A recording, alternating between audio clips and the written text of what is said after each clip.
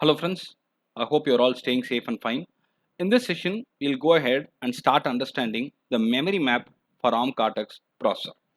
In the previous session, we clearly understood the programmer's model, which spoke about the register set, the register alignment, and the status registers, all those things. This session will clearly understand exactly how the memory mapping has been done. I try to make it very simple. I hope you will definitely like it. It all starts with 32-bit address ranges in ARM. So it starts with 8 zeros, 0000, 0000, and it ends with FFFF and then FFFF. This is the maximum address range that we can go ahead with the ARM. All of the IO ports are mapped into the total available 4 GB memory space. Remember, the total available memory space that we are concerned about is 4 GB. And the most important point, which is very specific and novel here, is the code, the data, and all the IO devices share the same memory space. Sir, what do you mean, sir?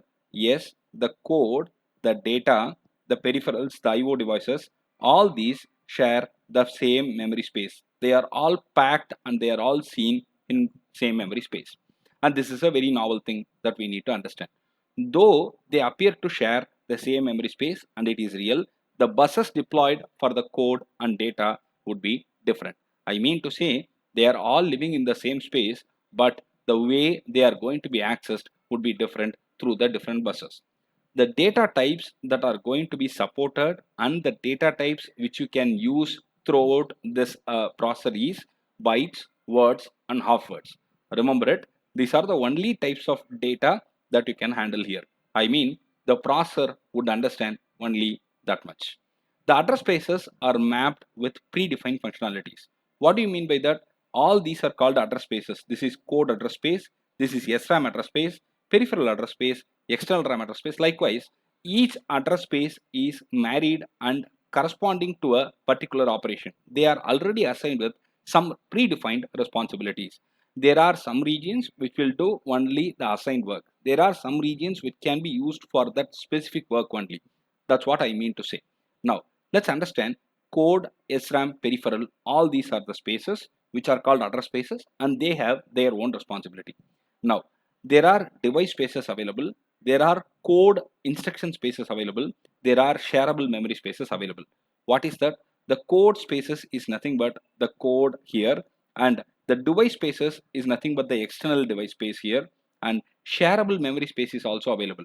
What do you mean by that? The external RAM is called the shareable memory region, which means this external RAM region is accessible by multiple devices. If you have an external peripheral which you want to access this also, that can be accessed.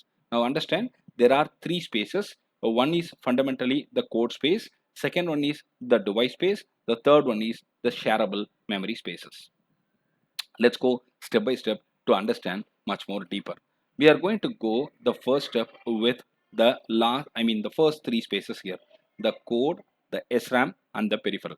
What is the code? The code is nothing but the code stays here, the program stays here, and it starts with 0x8 zeros and it goes on to 0x1 FFF, FFFF. That's it. The data can also be stored here. Remember, this is the region where you have the program code, but you can also store the data here. This is the first space that we are talking about. Second one is the SRAM region. What is SRAM region? Very simple. This is the executable region and this region is meant for the data storage. And again, in the code, you can store data in the code region. Similarly, in the SRAM, which is meant for data, you can also store code. But the most important point here that you need to understand is this region includes the bit band and bit band alias areas. What do you mean by that? This is a very specific point that is very special and very new with the ARM architectures. This region has got bit band and bit band alias areas. What do you mean by that? Basically, the device takes a region of memory, the bit band region which I talk about, and maps each bit in that region to an entire word in the second memory region called as the bit band alias region. What do you mean by that, sir? Very simple. The bit band region and the bit band alias regions are available here. The device takes a region of memory, that is the bit band region, and maps each bit in this region to the entire word in the second memory region called as the bitband alias region, and this is done with the ARM Cortex M3 M4 series. This is a very new point, and understand this. This is a very important interview question as well. So do not forget and remember it. And finally, the peripheral region comes into picture. There also we have got the bitband region and bitband alias region, and this region is also important as SRAM. Now we have seen the first three, the code, the SRAM and the peripheral. Now what is the next step to go? The next step is to understand the external RAM space. What is it? It is off-chip memory, and this region is meant for data.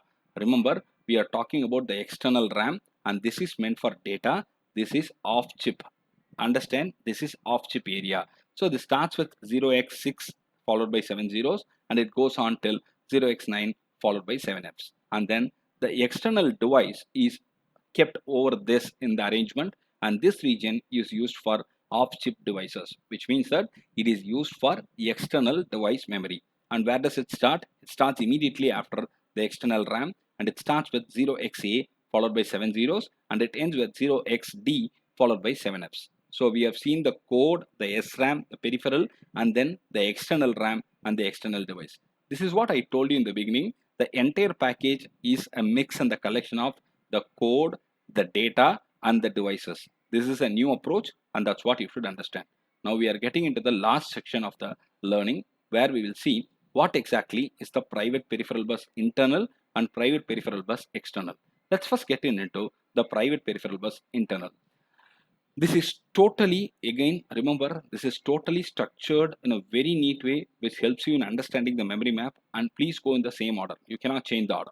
Now, when you go with this, a private peripheral bus internal, it supports NVIC. What is NVIC? I told you about this long back in the first session itself.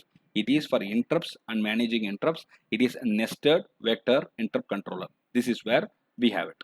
And then we have a reserved section. Then we have FBP, which is nothing but the flash patch and the breakpoint support. Data watch point and trace DWT is supported here. Instrumentation, trace, macro cell is available here in this region. So this particular region is all connected to the main four important components: ITM, DWT, FBP, and NVIC. We have seen this in detail in the architecture section. If you have any queries, please go ahead and listen to that section again. And then we go with the external area, where we have got the ROM table, the external PPB, ETM, and TPIU. We'll go with step by step. TPIU is nothing but the trace port interface unit. Again, please understand, ARM wanted us to debug in a very nice way, and all these supports are optional support that we can get from the processor towards enabling wonderful debugging facilities. It is like you and me can debug very easily. The embedded trace macro cell is present, the ROM table, which is nothing but the read-only memory table, and most importantly, implementation specific areas of private peripheral bus memory map. All these together contribute to the memory map of ARM Cortex M3 or M4. I hope I made it simple and neat. If you have any queries, suggestions, inputs, please go ahead and type it in the comment section. I'll be able to answer you. Thank you very much for following my channel and the content. I look forward to seeing you in the next session soon again.